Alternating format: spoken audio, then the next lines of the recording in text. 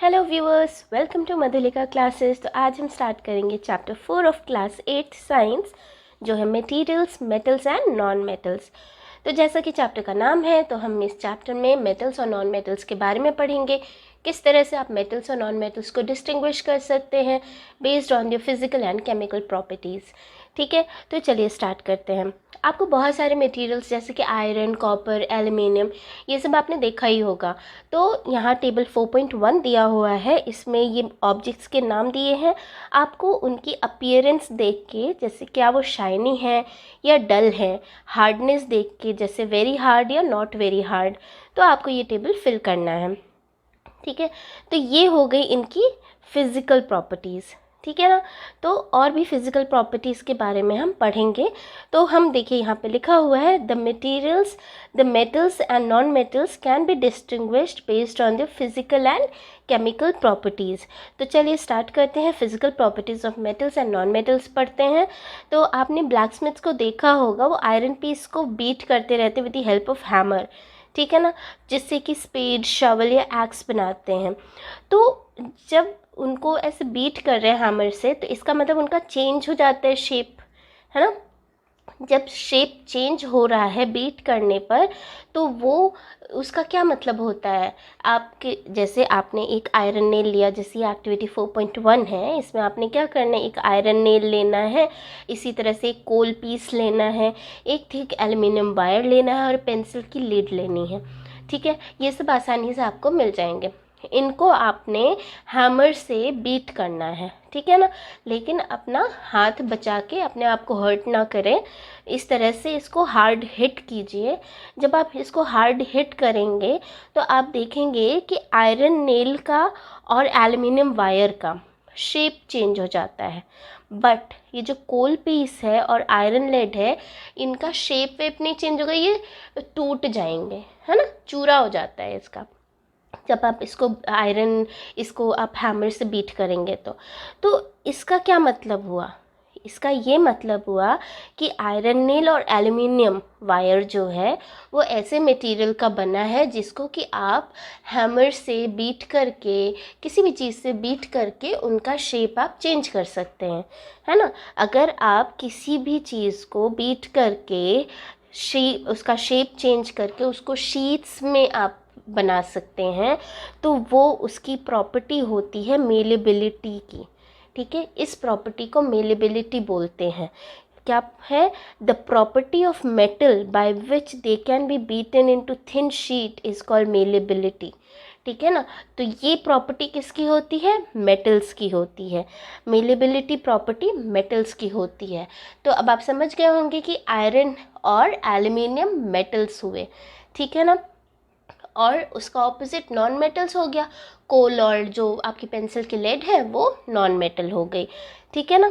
अब देखिए, आप किसी मेटालिक पैन को, जिसका प्लास्टिक या वुडन हैंडल ना हो, उसको आप ऐसे बिना हर्ट हुए पकड़ सकते, गरम जब हो जाती है वो, तो नहीं, है ना। इसका क्या मतलब हुआ, इसका ये मतलब हुआ, जो भी मेटल होता है, it is a good conductor of heat as well as electricity. ठीक है ना।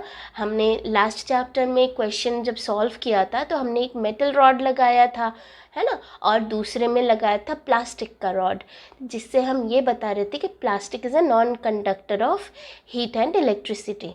ठीक है, तो इससे हमें क्या पता चला कि जो मेटल होता है वो अच्छा कंडक्टर होता है, good conductor of heat and electricity. ठीक है ना। तो जो मेटल्स होते हैं वो they are good conductor of heat and electricity.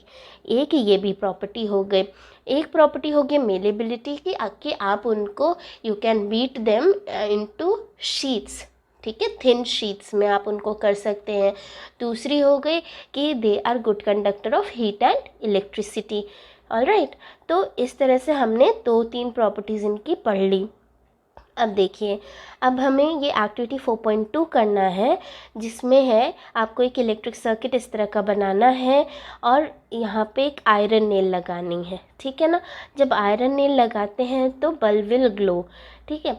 अब देखिए उस आयरन नेल की जगह आप ये सारी चीज़ें यूज़ करें, जैसे कि आयरन नेल एक बार लगा दिए, एक सल्फ़र लगाइए, कोल का पीस लगा दीजिए, कॉपर वायर लगा दीजिए, and then you find out कि क्या बल्ब ग्लो हो रहा है. If the bulb glows that means it is a good conductor of electricity.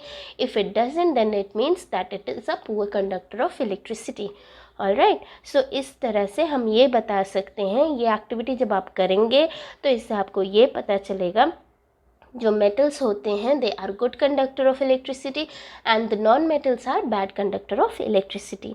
ठीक है, जो आपने इलेक्ट्रिशियन का जो स्क्रू ड्राइवर होता है उसका हैंडल आपने देखा है, वो जो है मेटल का नहीं होता है, ठीक है ना, वो प्लास्टिक का होता है.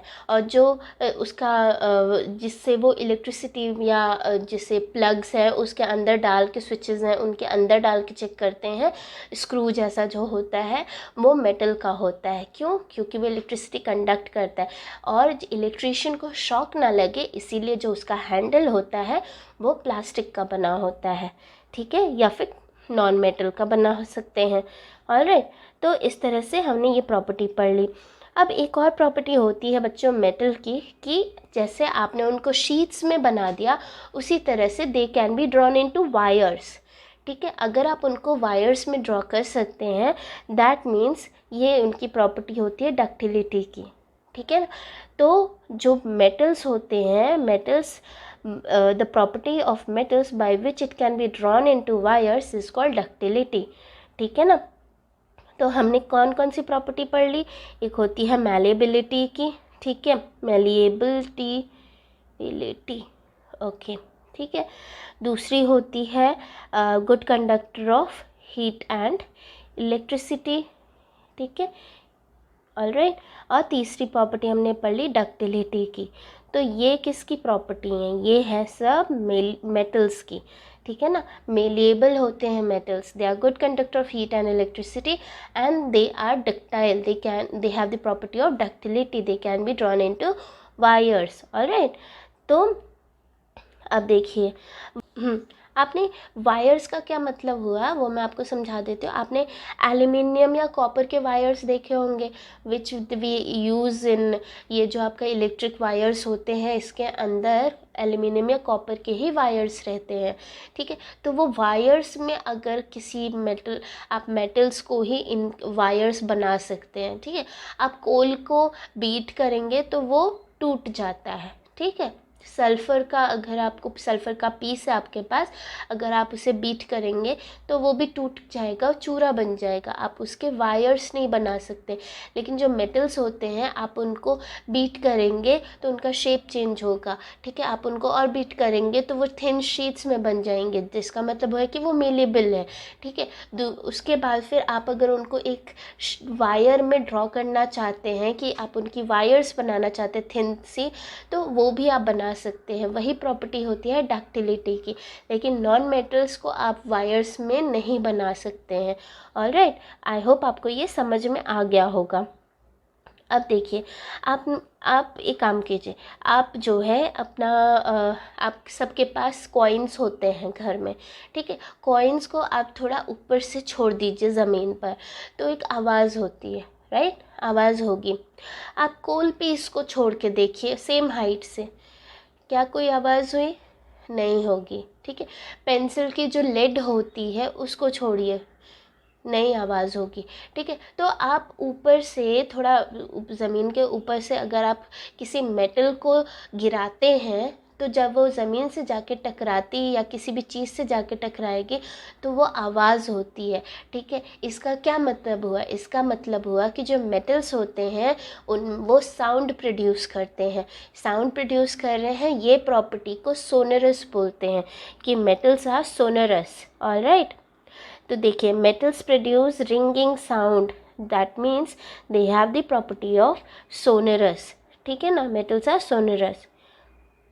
जो मटेरियल्स मेटल के अलावा होते हैं ठीक है, दे आर नॉट सोनरस, ठीक है ना। तो नॉन मेटल्स जो होते हैं वो रिंगिंग साउंड आवाज़ नहीं करेंगे, ठीक है, रिंगिंग साउंड नहीं आएगी उनको किसी चीज़ से अगर टकराएंगे।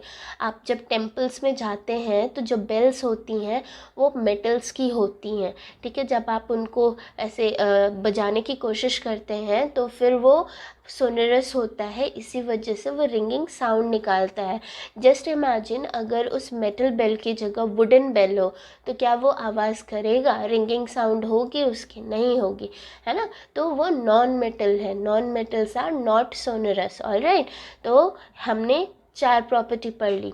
मेलेबल होते हैं metals, then they are good conductor of heat and electricity, then they are ductile, then they are sonorous, alright. तो ये मेटल्स होते हैं। आप मेटल्स का याद रखो, नॉन मेटल्स उसका ऑपोजिट है, ठीक है। Non metals are not malleable, they are not ductile, they are not good conductor of heat and electricity, they are not sonorous. You have to just add the word not in non metals, alright. तो ये जितने हैं तो वो metals की property है, नहीं वाले नॉन मेटल्स की है, ठीक है ना। इस तरह से आपने याद रखना है। चलिए, तो हम इतना जान गए हैं कि जो ये मेटल्स होते हैं वो हार्ड होते हैं, लस्ट्रस होते हैं, ठीक है। देखिए, जो टेबल आपका 4.1 था उसमें जो एल्युमिनियम, कॉपर ये सब दिया हुआ था, तो अगर आप उन्हें देखेंगे तो दे आर हार्ड मटेरियल्स, ठीक है। दूसरा, दे हैव लश्चर, शाइनी सा होता है ना, डल नहीं होता है, शाइनी होते हैं। तो जो मेटल्स हैं they are hard, they are lustrous, they are malleable, they are ductile, they are sonorous, they are good conductors of heat and electricity. तो ये सारे जो प्रॉपर्टीज़ हैं ये मेटल्स के हैं, ठीक है ना। अब देखिए, the material which generally possess these properties are called metals. Example क्या है, उनके क्या क्या एग्जाम्पल है? Iron, copper, aluminium, calcium, magnesium etcetera, ठीक है। In contrast materials like coal, sulphur are soft, dull in appearance. They break down in powdery mass on tapping with the hammer. They do not produce sound, so they are not sonorous, and they are poor conductor of heat and electricity.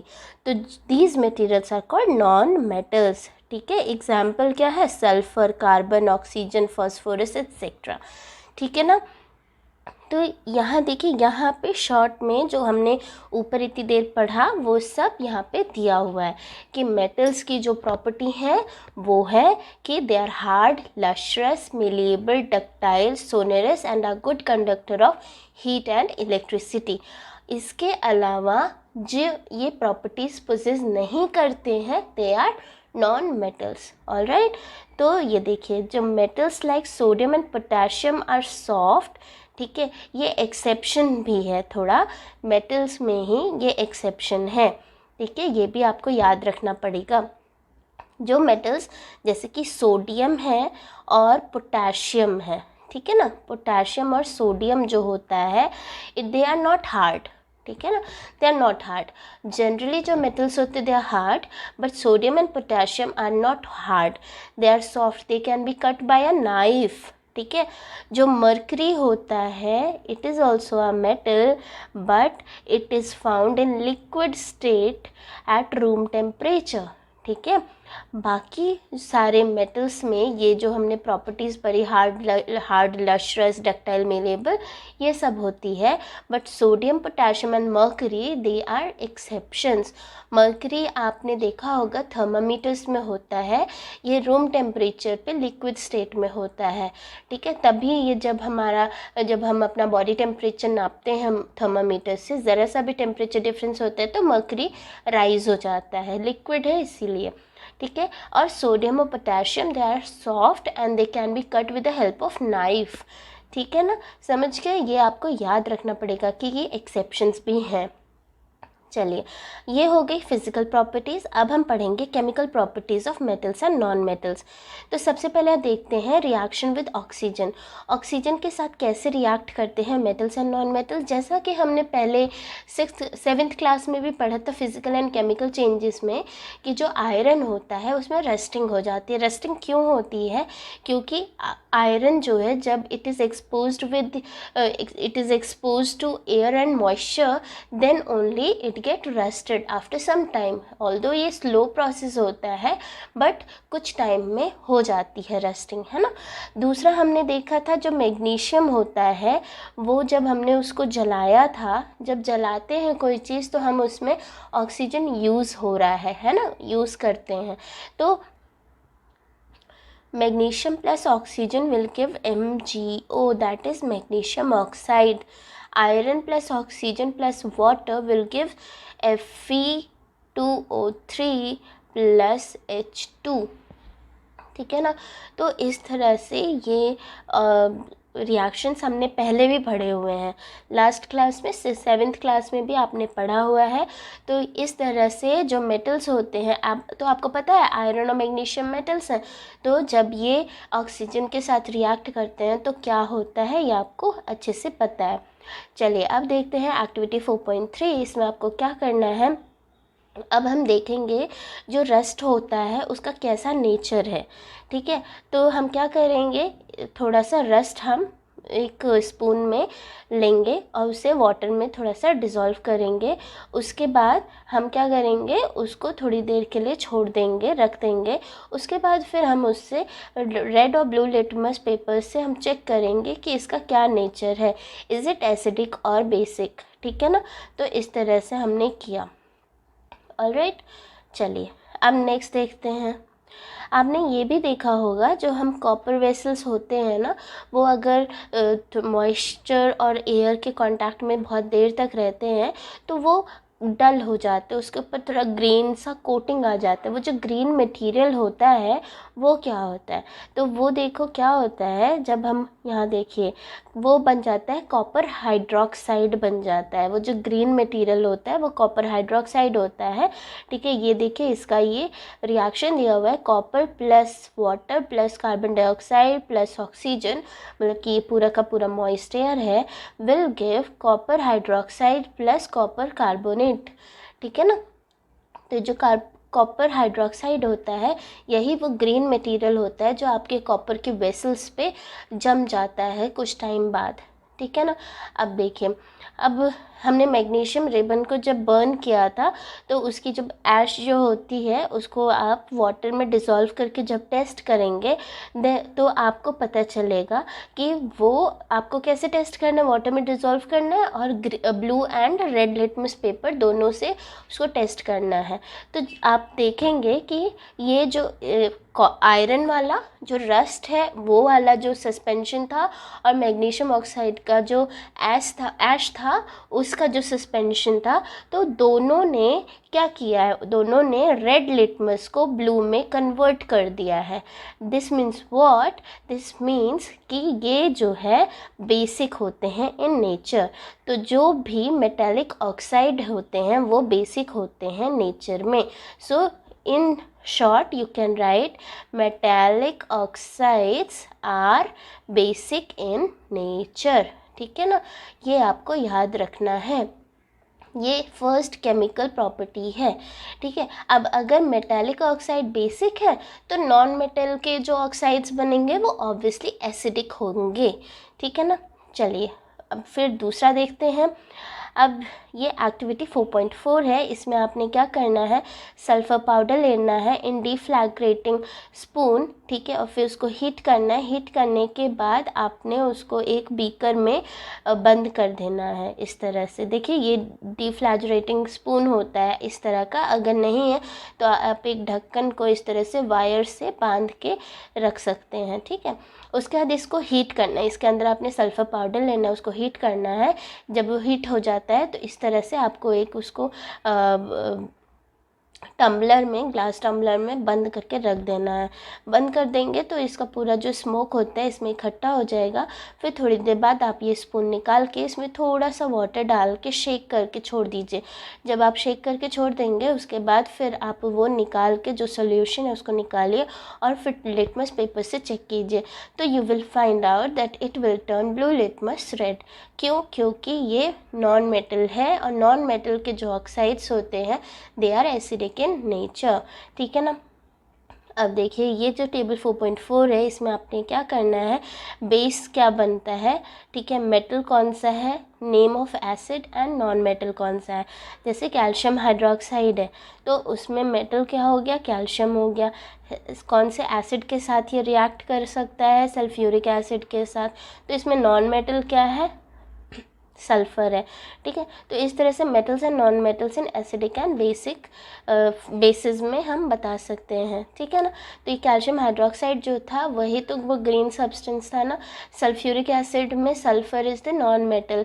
ठीक है, इसी तरह से आपको यहाँ पे काफ़ी basis के नाम लिखने हैं, उसमें कौन सा मेटल है, फिर एसिड का नाम लिखना है, उसमें कौन सा बेस है वो आपको, कौन सा नॉन मेटल है वो आपको यहाँ पे लिखना है। ठीक है ना। चलिए ये हो गया। अब देखिए जो रिएक्शन हुआ सल्फ़र और ऑक्सीजन में, तो सल्फ़र डाइऑक्साइड गैस बनी। ठीक है, तो जो सल्फ़र डाइऑक्साइड जो हमने वाटर में डिज़ोल्व किया तो वो क्या हो गया, सल्फ्यूरस एसिड बन गया। ठीक है ना, सल्फ्यूरस एसिड H2SO3। ये देखिए यहाँ पे इसका रिएक्शन दिया हुआ है जो अभी हमने टेस्ट किया, विच टर्न्ड ब्लू लिटमस रेड, वो है सल्फ्यूरस एसिड। ठीक है ना, ये आपको याद रखना है। Sulphurous acid will turn blue litmus into red because non metals के जो ऑक्साइड्स होते हैं they are acidic in nature. ठीक है, तो जितने भी एसिड्स हैं वो उनमें नॉन मेटल्स होगा।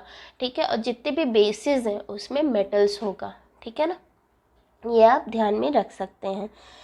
चलिए अब नेक्स्ट हम देखते हैं रिएक्शन विद वाटर। वाटर के साथ किस तरह से metals and non metals react करते हैं। तो सबसे पहला मेटल सोडियम है। ठीक है, सोडियम इज़ अ मेटल, ये बहुत ज़्यादा रिएक्टिव होता है। इसको हम केरोसिन में स्टोर करके रखते हैं। देखिए ये 4.5 जो एक्टिविटी है वो कैसे, वो टीचर ने डिमॉन्स्ट्रेट करना है, आपको कुछ भी नहीं करना है। ठीक है, उसमें टीचर क्या करेगी, she will take 250 ml beaker लेगी या glass tumbler, fill half of it with water, then carefully एक छोटा सा सोडियम का पीस लेंगे, उसको filter paper, dry filter paper में रखेंगे। ठीक है, और उसको wrap it with small piece of cotton. उसके बाद रैप करने के बाद आपको उसी बीकर में रख देना है। जैसे आप बीकर में रखेंगे देन यू विल फाइंड कि थोड़ी देर बाद वो बीकर गर्म हो जाता है। क्यों गर्म हो जाएगा, क्योंकि उसमें सोडियम ने रिएक्ट किया विद वाटर। ठीक है, अब फिर आपको उस जो वाटर था उसके अंदर उसका आपको लिटमस पेपर से आप चेक करेंगे। सो यू ओके, तो देखिए क्या होता है कि कुछ जो मेटल्स होते हैं वो विग्रसली रिएक्ट करते हैं, जैसे कि सोडियम है। ठीक है, वही आयरन भी एक मेटल ही है बट ये स्लोली रिएक्ट करता है ऑक्सीजन और वाटर के साथ। ठीक है, तो ये अलग अलग होते, इस तरह से सारे मेटल्स एक जैसा रिएक्ट नहीं करते हैं विद वाटर। ठीक है, अब देखिए जो नॉन मेटल्स होते हैं वो they generally do not react with water. ठीक है, बट वो बहुत ज़्यादा रिएक्टिव हो सकते हैं एयर से। ठीक है, वो नॉन मेटल्स को वाटर में स्टोर करते, जैसे कि फॉस्फोरस। ठीक है, फॉस्फोरस जो है वो ऑक्सीजन के साथ बहुत ज़्यादा रिएक्ट करता है, very reactive if expose to air. ठीक है, तो उसका ऑक्सीजन के साथ कांटेक्ट ख़त्म करने के लिए हम उसको वाटर में स्टोर करते हैं। ठीक है, एटमॉस्फेरिक ऑक्सीजन के साथ वो बहुत ज़्यादा रिएक्टिव होता है फॉस्फोरस, ये आपको याद रखना है। बाकी जो नॉन मेटल्स है they generally do not react with water. देखिए एक्सेप्शंस, केमिस्ट्री में एक्सेप्शंस बहुत होते हैं, आपको उसको याद रखना होगा। ठीक है ना, जैसे कि हमने अभी पढ़ा था सोडियम और पोटेशियम, वो मेटल्स होते हैं बट वो सॉफ्ट होते हैं। मर्करी है वो मेटल है लेकिन वो रूम टेम्परेचर पे लिक्विड फॉर्म में होता है।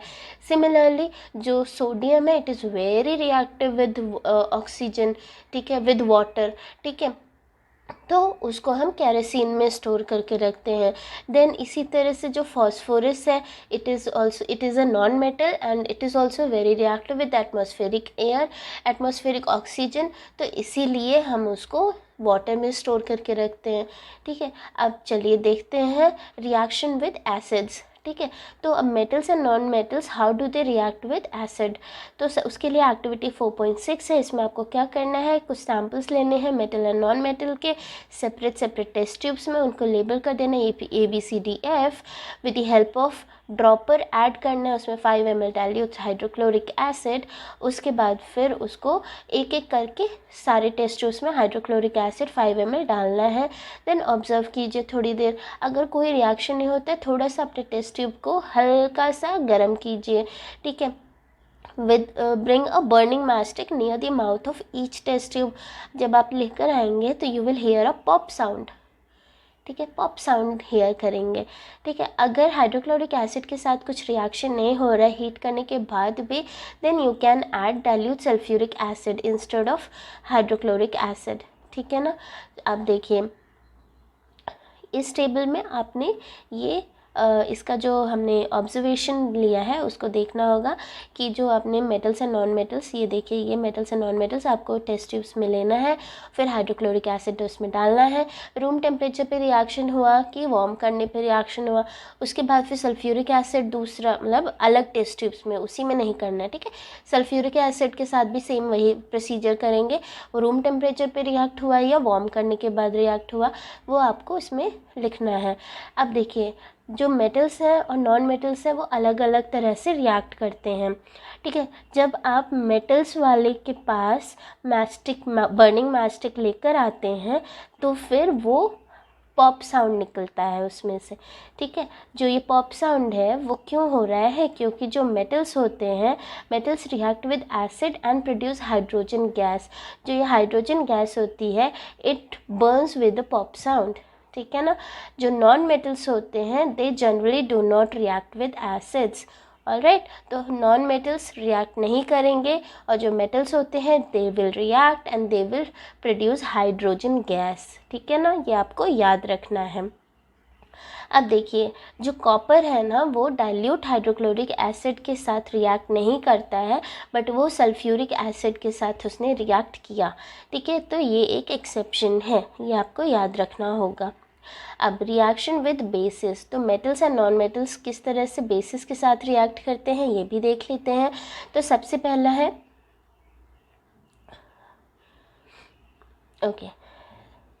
तो सबसे पहले हम ये एक्टिविटी 4.7 देखते हैं, ये भी आपके टीचर डिमॉन्स्ट्रेट करेंगे। तो इसमें टीचर को क्या करना है, fresh solution of sodium hydroxide लेना है टेस्ट ट्यूब्स में by dissolving 3-4 pellets of it in 5 ml water, then drop a piece of aluminium foil into it, bring a burning matchstick near the mouth of the test tube, then you have to observe it carefully. Okay, तो जो metals होते हैं वो देखो क्या होता है, जब वो एसिड के साथ रिएक्ट करेंगे तब भी वो पॉप साउंड आता है। जब आप उनके टेस्ट ट्यूब के पास एक बर्निंग मैचस्टिक लेके जाएंगे तो पॉप साउंड होगा। ठीक है, क्यों, क्योंकि हाइड्रोजन गैस रिलीज़ होती है। सिमिलरली जब बेसिस के साथ मेटल्स रिएक्ट करते हैं, सोडियम हाइड्रोक्साइड के साथ जब रिएक्ट किए मेटल्स, तब भी हाइड्रोजन गैस ही इवॉल्व हुआ। ठीक है ना, तो लेकिन जो नॉन मेटल्स होते हैं उनका जो रिएक्शन होता है बेसिस के साथ वो थोड़ा कॉम्प्लेक्स होता है। ऑलराइट, अब हम पढ़ेंगे डिस्प्लेसमेंट रिएक्शन। तो डिस्प्लेसमेंट रिएक्शन में आपने क्या देखना है, देखो अब हम पढ़ेंगे डिस्प्लेसमेंट रिएक्शन। तो डिस्प्लेसमेंट रिएक्शन में क्या होता है, जब हमने ये देखा हुआ है कि कॉपर सल्फेट और आयरन को जब हमने एक साथ एक ही बीकर में डाल दिया था, कॉपर सल्फेट में आयरन को डाल दिया था, तो फिर क्या हुआ था, ये अगर आपको याद हो क्लास 7th में तो ठीक है, वरना हम अभी फिर से करेंगे। ठीक है, एक्टिविटी 4.8, इसमें आपने क्या करना है, ABCDE करके 5 आपने बीकर लेना है। ठीक है, 100 ml वाला, उसमें 50 ml तक आपको पानी भरना है।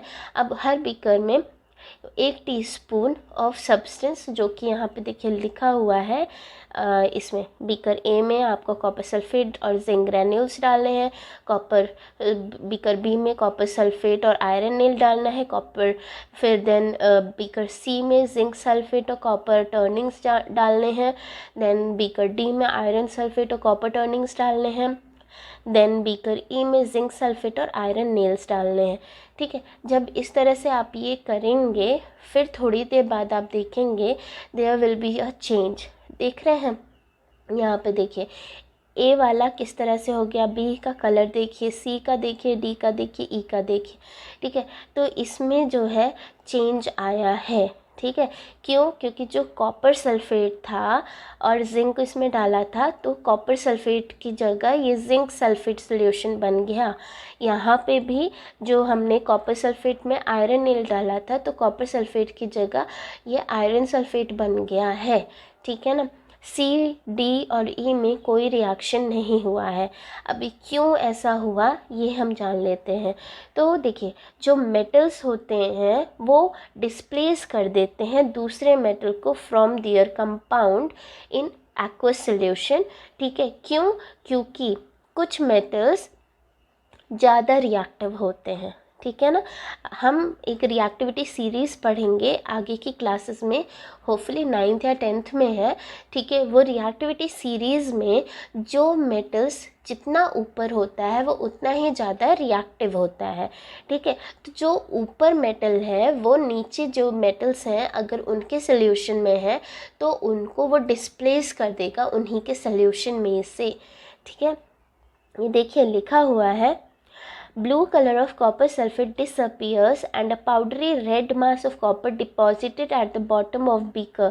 ये रिएक्शन देख रहे हैं यहाँ पे, कॉपर सल्फेट ब्लू कलर का था, जब उसमें जिंक ग्रैन्यूल्स को डाला गया तो वो जिंक सल्फेट बन गया और जो कॉपर यहाँ पे था वो रेड कलर का नीचे डिपॉजिट हो गया था बीकर में। ठीक है, तो इस तरह से देखिए यहाँ पे दिया हुआ है, इसी को बोलते हैं डिस्प्लेसमेंट रिएक्शन। ठीक है ना, लेकिन जो जिंक है वो जो कॉपर है वो जिंक सल्फेट सॉल्यूशन में से जिंक को डिस्प्लेस नहीं करेगा। क्यों? क्योंकि जो जिंक है वो कॉपर से ज़्यादा रिएक्टिव होता है। ठीक है, या उसमें जैसे कि हमने बीकर सी में देखा कि जब हमने उसमें जिंक सल्फेट सॉल्यूशन था, ठीक है ना, ये देखिए बीकर सी जो है उसमें जिंक सल्फेट सॉल्यूशन में कॉपर टर्निंग्स डाले थे। ठीक है, तो कोई चेंज नहीं हुआ। क्यों पता है? क्योंकि जो कॉपर है ना वो लेस रिएक्टिव होता है जिंक से, तो जिंक को वो डिस्प्लेस नहीं कर पाएगा।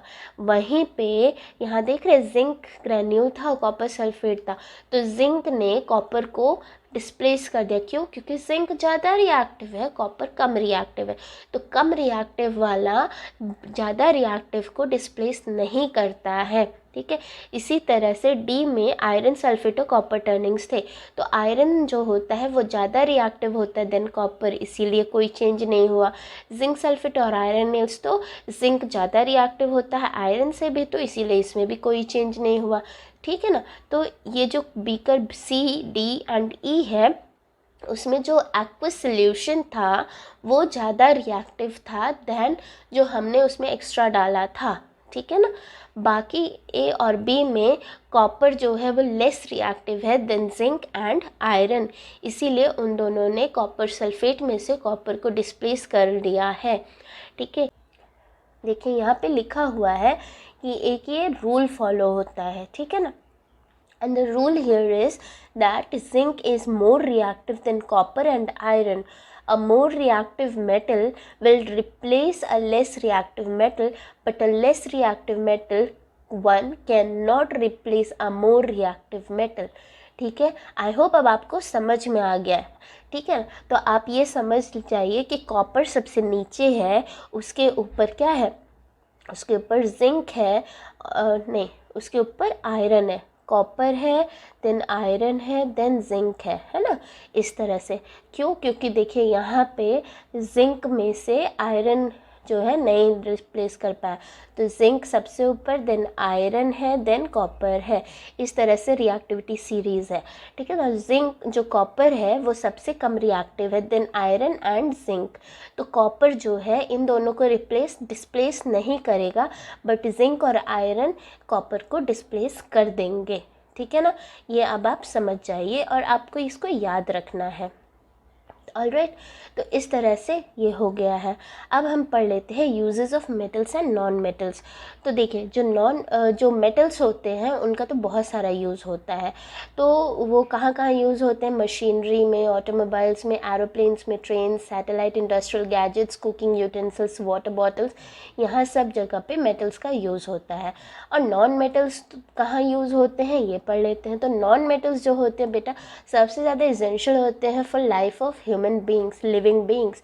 क्यों? क्योंकि जो ऑक्सीजन है, कार्बन डाइऑक्साइड है, मतलब कार्बन है, हाइड्रोजन है, ये सब किसके लिए बहुत ज़्यादा इम्पॉर्टेंट है? ये सब इम्पॉर्टेंट है ह्यूमन बींग्स के लिए, लिविंग बींग्स के लिए। जितने भी लिविंग बींग्स हैं वो सब इनहेल क्या करते हैं? ऑक्सीजन एंड कार्बन, है ना। जो नॉन मेटल्स हैं they are used in fertilisers. हमने पढ़ा था फर्टिलाइजर्स में क्या होता है? नाइट्रोजन, फॉस्फोरस एंड पोटेशियम, है ना। तो ये सब जो है फर्टिलाइजर्स में यूज़ होते हैं। Then non metals are used in water purification. Water purification process में क्लोरीनेशन करके एक होता है, तो क्लोरीन जो होता है वो भी एक नॉन मेटल है। It is used in water purification. Then non-metal used in purple colored solution which is applied on wounds as an antiseptic, ठीक है। तो एंटीसेप्टिक्स में भी नॉन मेटल्स यूज़ होते हैं। Non metals are used in fire crackers. तो जो अभी दिवाली आने वाली है तो दिवाली पे जो क्रैकर्स जलाते हैं उसमें नॉन मेटल्स यूज़ होते हैं। अब देखिए, अब बाकी आप कुछ और भी यूजेस अगर आपको पता है अपने एक्सपीरियंस से तो वो आप मेंशन कर सकते हैं। अब देखिए क्या है, ये जो केमिकल रिएक्शन है उसमें हमेशा एक नया सब्सटेंस फॉर्म होता है, ये हमें पता है। ये सब्सटेंस जो है डिफरेंट होता है उन सब्सटेंस से जो रिएक्शन किए हैं। जैसे A + B मिलके बनाएगा C, ठीक है ना। तो C is different from A and B, ठीक है, यही कह रहा है। Now, if a substance cannot be broken down further by a chemical reaction, by cooling, heating or by electrolysis, it is called element. समझ रहे हैं इसका क्या मतलब हुआ? मान लीजिए A है कोई सब्सटेंस, या फिर मैं आपको बता देती हूँ, मान लीजिए कार्बन, ठीक है ना। कार्बन है, तो कार्बन को अगर आप इसको किसी भी तरीके से और ब्रेक डाउन नहीं कर सकते हैं, ठीक है ना, बाय कूलिंग, हीटिंग या इलेक्ट्रोलिसिस, तो इसको बोल देते बेटा एलिमेंट, ठीक है। क्या बोलते हैं? एलिमेंट। जैसे कि सल्फ़र भी होता है, मान लीजिए ये सल्फ़र है, ठीक है, सल्फ़र को क्या बोल दिया? एलिमेंट। तो सल्फ़र को बोल दिया एक एलिमेंट, ठीक है ना। इसी तरह आयरन, कार्बन, ये सब भी एक एलिमेंट है। तो जो स्मॉलेस्ट यूनिट होती है एलिमेंट की उसको बोलते हैं एटम। क्या बोलते हैं? एटम। तो एक एलिमेंट में उसी के जैसे ही एटम्स होते हैं। Only one kind of atoms are present in an element, ठीक है। किसी एलिमेंट का जो एटम होता है वो अनअफेक्टेड रहता है बाय किसी भी फिज़िकल चेंज से। जैसे कि एक एटम है लिक्विड सल्फ़र का, ठीक है, वो सॉलिड में या वेपर सल्फ़र में भी सेम रहेगा, उसके ऊपर कोई फ़र्क नहीं पड़ेगा। तो जो एटम होता है this is the smallest unit of an element और it remains unaffected by any physical change. देखिए अब क्या है, we have infinite variety of substance in universe, ठीक है, बहुत सारे अलग अलग सब्सटेंसेस हैं। तो number of elements forming these substances is limited, ठीक है। अब there are no more than 94 naturally occurring elements. तो हमें अभी तक सिर्फ 94 नेचुरली अकरिंग एलिमेंट्स का बारे में पता है। एक इम्पॉर्टेंट क्लासिफिकेशन है एलिमेंट की in terms of metals and non metals. तो इन्हीं एलिमेंट्स को हम मेटल्स और नॉन मेटल्स में डिस्टिंग्विश क्लासीफाई करते हैं, ठीक है। Most of the elements are metals, तो ज़्यादातर मेटल्स हैं। रिमेनिंग आर नॉन मेटल्स और मेटलॉइड्स। तो मेटलॉइड्स जो होते हैं वो मेटल्स एंड नॉन मेटल्स दोनों के कैरेक्टरिस्टिक्स को पोजेस करते हैं, ठीक है ना।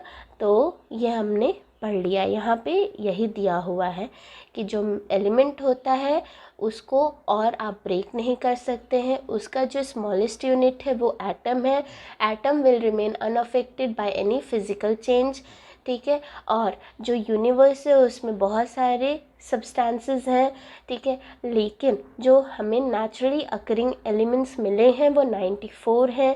उसी को मेटल्स एंड नॉन मेटल्स में क्लासिफाई किया हुआ है। मोस्टली जो एलिमेंट्स हैं वो मेटल्स हैं, बाकी जो हैं वो नॉन मेटल्स या मेटलॉइड्स हैं। तो मेटलॉइड्स होते हैं वो मेटल्स एंड नॉन मेटल्स दोनों के कैरेक्टर्स को पोजेस करते हैं। इस तरह से ये चैप्टर हो गया फिनिश। तो हम ये कीवर्ड्स हमने पढ़ लिया है। Atom, conductor, displacement, reaction, ductility, element, hardness, malleability, metals, metalloids, non metals, sonorous. ये व्हाट यू हैव लर्नड आप एक बार रीड कर लीजिए। आई होप आपको ये चैप्टर समझ में आया है। अगर कोई डाउट है please write in the comment section below. Like my video, subscribe to my channel and share the video with your friends. Thank you.